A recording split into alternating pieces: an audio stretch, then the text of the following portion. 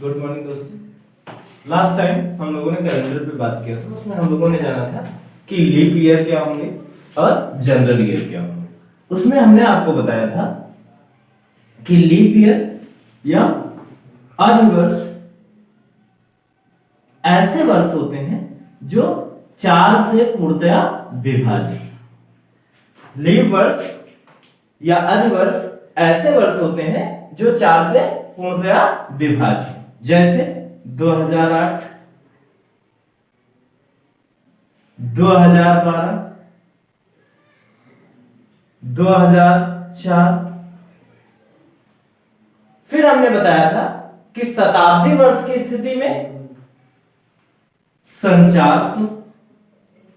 शताब्दी वर्ष आएंगे तो क्या करना है, 4 से न विभाजित करके 400 से विभाजित करके देखना है। अगर विभाजित हो जा रहे हैं तो वो क्या होंगे, वह आपके लीप वर्ष होंगे। साधारण वर्ष की स्थिति में मैंने बताया था कि इसमें विभाजित होना चाहिए और यहां विभाजित नहीं होना चाहिए, जैसे 2007, 2005, 2006,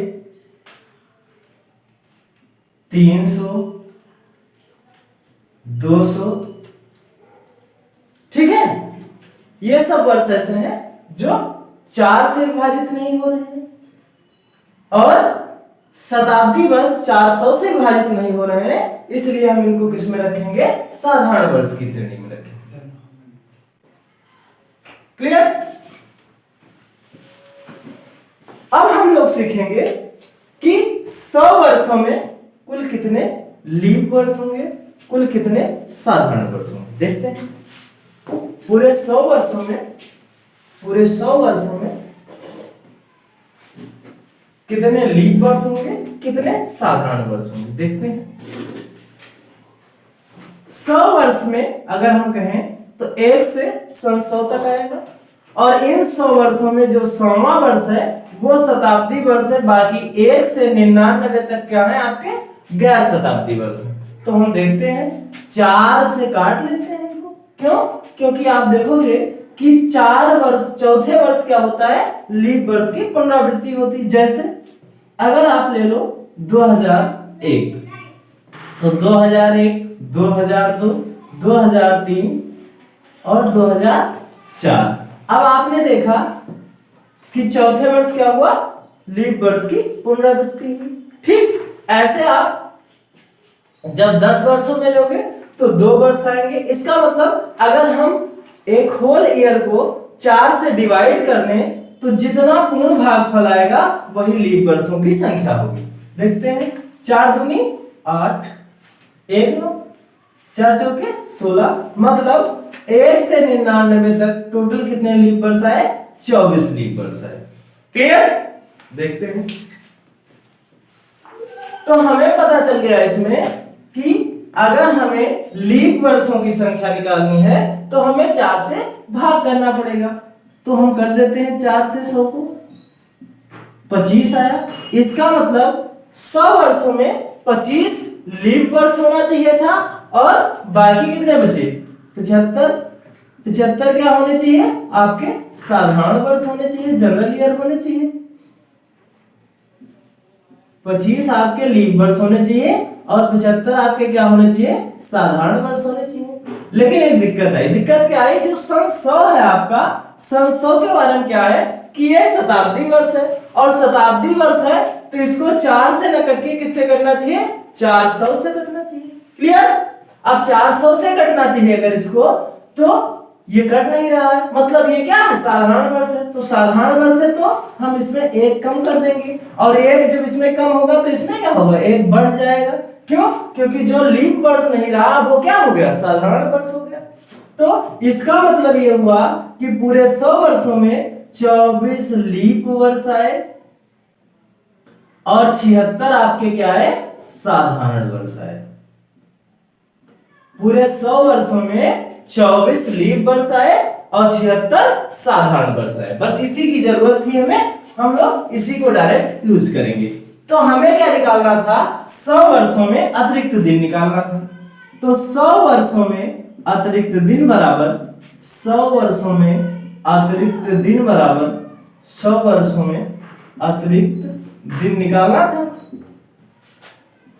तो इसमें 24 लीप वर्ष आएंगे और 76 साधारण वर्ष। हमने आपको बता रखा है कि जब भी आपको अतिरिक्त दिन निकालना हो, कुल दिनों की संख्या को 7 से भाग कर दीजिए। तो जब एक साधारण वर्ष में आप निकालोगे तो 7 से भाग करोगे तो 7 बचे 35, 1 बचा 7 दूनी 14। इसका मतलब 52 सप्ताह आया और 1 दिन आया। ऐसे जब लीप वर्ष का निकालोगे तो 52 सप्ताह और 2 दिन आएगा। इसका मतलब ये हुआ कि एक लीप वर्ष में कुल 2 अतिरिक्त दिन होते हैं और एक साधारण वर्ष में 1 अतिरिक्त दिन होता है। तो अगर एक लीप वर्ष में 2 अतिरिक्त दिन होते हैं तो 24 लीप वर्षों में 24 गुणे 2 अतिरिक्त दिन होंगे। ऐसे 76 सामान्य वर्षों में 76 गुना 1 अतिरिक्त दिन होगा। सबको जोड़ दीजिए तो यह आपका 48 हो जाएगा, ये 76 हो जाएगा। इसका मतलब 124 दिन आया टोटल। ये कितना आया? 124 दिन आया। अब 124 को किससे भाग करेंगे? 7 से, क्योंकि अतिरिक्त दिनों की संख्या निकालने के लिए हम क्या करते हैं? 7 से भाग करते हैं। तो अतिरिक्त दिनों की संख्या निकालने के लिए जब 7 से भाग करते हैं तो इसको भी 7 से भाग कर देंगे। तो जब 7 से भाग करेंगे तो 7 गुना 17 और बच कितना गया? 5। और अतिरिक्त का मतलब होता है जो बच जाए। तो अतिरिक्त चूंकि 5 बच रहा है इसलिए 100 वर्षों में कितना आया अतिरिक्त दिन? 5 अतिरिक्त दिन आया। 100 वर्षों में कितने अतिरिक्त दिन आए? 5 अतिरिक्त दिन आए। अगर ये समझ में आया है तो बहुत अच्छी बात है, नहीं आया है तो हम केवल इतनी चीज को याद रखें कि 100 वर्षों में 5 अतिरिक्त दिन होंगे। इसी से हमारे सारे क्वेश्चन लग जाएंगे। तो हमने क्या निकाला कि 100 वर्षों में कुल कितने अतिरिक्त दिन आए? 100 वर्षों में 5 अतिरिक्त दिन आए। 100 वर्षों में 5 अतिरिक्त दिन आए। अगर हमें निकालना हो कि 200 वर्षों में कितने अतिरिक्त दिन होंगे तो 200 वर्षों में आप निकालेंगे तो 200 वर्षों में कितने हो जाएंगे? निकाल लेते हैं भाई। 1 से 100 तक 5 आए थे, फिर आपके 5 और होंगे तो 5 5 10, 10 को 7 से भाग करेंगे कितना होगा? 3 दिन हो जाएंगे। ऐसे 300 वर्षों में 15 हो जाएगा और 15 को 7 से भाग करेंगे तो 5 + 5 बटे 7, 15 बटे 7 1 हो जाएगा। तो 200 वर्षों में 3 अतिरिक्त दिन, 300 वर्षों में 1 अतिरिक्त दिन। ठीक, तो हमें केवल इतना याद रखना है कि हमारा 100 में कितना आया? 5 आया। 200 में कितना आया? 3 आया। 300 में कितना आया? 1 आया। 400 में कितना आया? 0 आया। अब इसको हम लोग समझते हैं कि 400 में 0 कैसे होगा। हम देख रहे हैं कि प्रति 100 वर्ष 5 अतिरिक्त दिन निकल रहे हैं तो यहाँ 5 5 10 होगा, 10 होगा और जैसे 7 से ज्यादा होता है हम 7 से भाग कर देते हैं। तो 7 से जब हमने भाग किया तो 10 में तो 3 शेष आया और शेष की हमें जरूरत होती है। यहाँ 15 था, 15 को 7 से भाग करोगे 7 दूनी 14, 1 शेष आया तो 300 में 1 हो गया। अब 400 में 0 कैसे हुआ उसको देखते हैं। आप सबको पता है कि जो आपका 100वां वर्ष है, 200वां वर्ष है और 300वां वर्ष है, ये सब क्या है? ये शताब्दी होने के कारण शताब्दी साधारण वर्ष है और ये शताब्दी है, लेकिन चूंकि 400 से कट रहा है इसलिए ये क्या है? ये आपका लीप वर्ष है। तो लीप वर्ष होने के कारण जो हम 400 में 5 + 5 + 5 4 बार गिनेंगे उसी में 1 और बढ़ जाएगा, इसका वाला जो लीप वर्ष का दिन है। तो ये पूरा कितना आ जाएगा? 21 और 21 को जब 7 से भाग करोगे तो शेष कितना आएगा? 0 आएगा। इसीलिए हमने क्या बताया आपको कि 400 वर्षों में 0 अतिरिक्त दिन होते हैं। तो अब निकल गया। अगर इतनी चीज आपको समझ में आ गई तो जान लीजिए आपका कैलेंडर एकदम आसान हो गया। अब आप कुछ भी कहीं भी निकाल सकते हैं। आपको क्या करना है? 100 वर्ष में कितने अतिरिक्त दिन आए? 100 वर्ष में आपके 5 अतिरिक्त दिन आए। 200 में कितने आए? 3 अतिरिक्त दिन आए। 300 में कितने आए? 1 अतिरिक्त दिन आए। ऐसे 400 में कितना होगा? 0 अतिरिक्त दिन होगा। 100 में 5 200 में 3, 300 में 1, 400 में 0। अब मान लीजिए आपको निकालना होगा 500 में, तो आपको पता है कि 400 में 0 होता है और 400 इसमें से निकाल देंगे तो बचेगा कितना 100, और 100 का क्या हो जाएगा 100 का आपका हो जाएगा 5।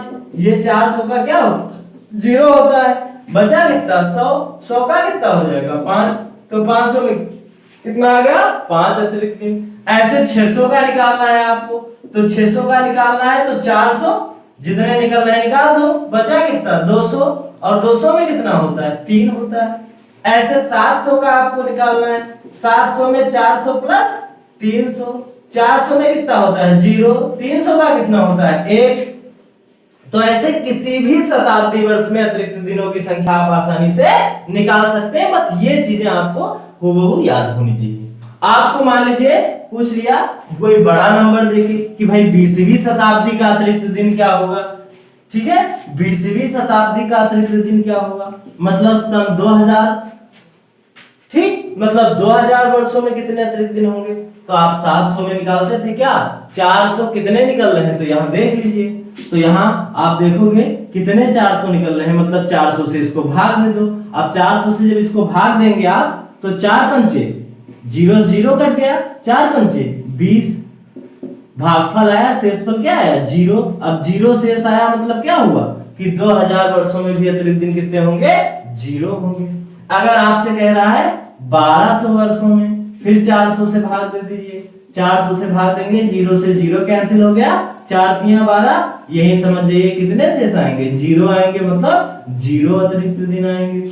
अगर आपसे कह रहा है कि 900 में कितने होंगे, तो 400 से फिर भाग दे दीजिए, 0 से 0 कट गया, 4 दूनी 8, 1 बचा, मतलब 100 वर्ष बच गए, 1 बच रहा है शेष, मतलब 100 वर्ष, और 100 का कोड हमने क्या बताया था 5 बताया था, तो 100 वर्षों में 5 अतिरिक्त दिन, इसका मतलब 900 वर्षों में कुल कितने अतिरिक्त दिन होंगे 5 अतिरिक्त दिन होंगे। ऐसे 1100 वर्षों में 4 दूनी 800, बचा कितना 300, 300 में कितने अतिरिक्त दिन होते हैं 1, तो 1100 वर्षों में कितने अतिरिक्त दिन होंगे 1 अतिरिक्त दिन होंगे। क्लियर। अब आगे बढ़ते हैं, यही ये डिसाइड करते हैं कि किसी भी शताब्दी वर्ष का अंतिम दिन क्या होगा, यही कोड या यही अतिरिक्त दिन ये डिसाइड करते हैं, इस बात का निर्धारण करते हैं कि अतिरिक्त दिन जो आएगा वही उस शताब्दी का अंतिम कोड होगा, उसी शताब्दी के अंतिम दिन का कोड होगा। देखते हैं, अब हम बात करें पहली शताब्दी का, कि पहली शताब्दी का अंतिम दिन क्या होगा। पहली शताब्दी का अंतिम दिन क्या होगा, तो पहली शताब्दी का अंतिम दिन देख लेते हैं। पहली शताब्दी का अंतिम दिन, पहली शताब्दी मतलब सन 100, और सन 100 में कितना आया 5 दिन आया, और 5 दिन आया इसका मतलब क्या हुआ शुक्रवार। कैसे, हमारा जो दिनों का कोड शुरू होता है वह आपका 0 रविवार से शुरू होता है, 1 सोमवार से शुरू होता है, 2 आपका मंगलवार होता है, 3 बुधवार होता है, 4 बृहस्पतिवार होता है, 5 शुक्रवार होता है, 6 शनिवार होता है। इसीलिए आपने देखा होगा कि जहां ये संख्या 7 से ज्यादा होती है हम क्या करते हैं तुरंत 7 से भाग कर देते हैं। 0 रविवार, 1 सोमवार, 2 मंगलवार, 3 बुधवार, 4 बृहस्पतिवार, 5 शुक्रवार, 6 शनिवार। ठीक है, तो इस कारण 5 आया है तो 5 क्या हो जाएगा शुक्रवार हो जाएगा। दूसरी शताब्दी की बात करें तो दूसरी शताब्दी में हमने क्या देखा था, दूसरी शताब्दी में ये देखा था कि 200 का कोड कितना आया था, 200 का कोड 3 आया था, 3 आया था, मतलब दूसरी शताब्दी का अंतिम दिन क्या होगा बुधवार होगा। ऐसे हमने तीसरी शताब्दी में देखा था सन 300, 300 का कोड क्या आया था 1 आया था, कोड मतलब अतिरिक्त दिनों की संख्या से है, तो ये क्या हो जाएगा ये आपका सोमवार हो जाएगा। ऐसे 400 वर्षों में कितने अतिरिक्त दिन आए थे, 400 में 0 आया था, 0 किसका कोड होता है रविवार का कोड होता है, इसलिए 400 वर्षों में कितना आया रविवार आया। ठीक, या चौथी शताब्दी का अंतिम दिन क्या होगा? रविवार होगा। तो पहली का क्या आया? शुक्रवार। दूसरी शताब्दी का क्या आया? बुधवार। तीसरी शताब्दी का क्या आया? सोमवार। चौथी शताब्दी का अंतिम दिन क्या है? रविवार। ऐसे आप कोई भी शताब्दी अब निकालेंगे तो इन्हीं 4 दिनों के अतिरिक्त कोई और दिन नहीं आएगा, इसके अतिरिक्त कोई और दिन नहीं हो सकता है। देखते हैं, मान लीजिए आप 500 का निकाल रहे हैं, तो 500 को आप क्या करोगे? 400 प्लस 100 में ही तो तोड़ोगे, और 400 का आपको सबको पता है कि 0 होता है, बचा 100, 100 का कितना होता है? 5, मतलब 500 वर्षों में कितना आया? 5 दिन आया, और 5 दिन आया तो इसका मतलब क्या हो गया? इसका कोड क्या हो जाएगा? शुक्रवार। ऐसे छठी शताब्दी का क्या हो जाएगा? बुधवार। छठी शताब्दी का क्या हो जाएगा? बुधवार। ऐसे 7वीं शताब्दी का क्या हो जाएगा? 7वीं शताब्दी का आपका हो जाएगा सोमवार। ये फिर से इसी क्रम में रिपीट करेगा, और 8वीं शताब्दी में पहुंचकर ये फिर शून्य हो जाएगा, इसका मतलब रविवार हो जाएगा। अब आप चाहें किसी भी शताब्दी का कोड आसानी से निकाल सकते हैं। तो मैं कुछ क्वेश्चन दे रहा हूं, आप लोग करिएगा, कमेंट के माध्यम से बताइएगा। नेक्स्ट वीडियो में हम उसका आंसर भी आपको देंगे। लेकिन चैनल लोग देख तो रहे हैं, लेकिन थोड़ा सा काम आप लोग नहीं कर पा रहे हैं। प्लीज कोशिश करिए कि ज्यादा से ज्यादा लाइक करें और शेयर करें और सब्सक्राइब करें। प्रश्न जैसे पूछ लिया कि 15वीं शताब्दी का अंतिम दिन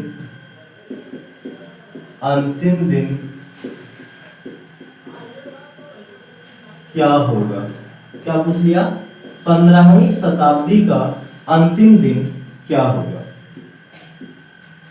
ऑप्शन दे दिया, सोमवार,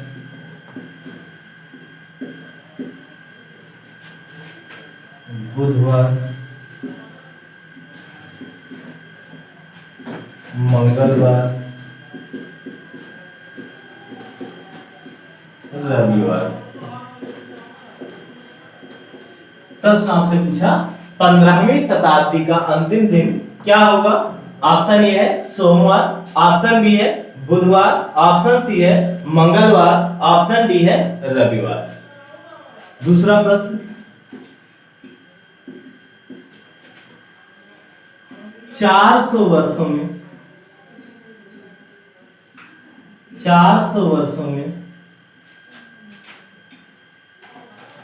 कुल कितने ऐसे वर्ष होंगे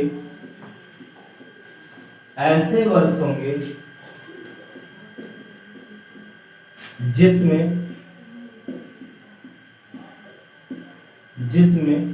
फरवरी 28 तारीख की नहीं होगी? 28 तारीख की नहीं होगी।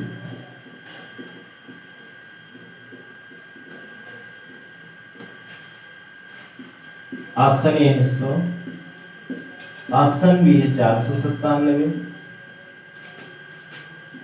ऑप्शन सी है 197, ऑप्शन डी है 97। प्रश्न संख्या 3 है।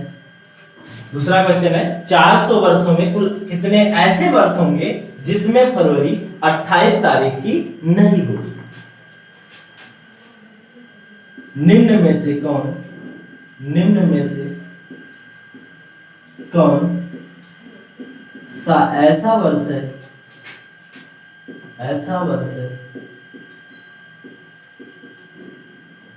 जिसमें फरवरी 28 तारीख की होगी?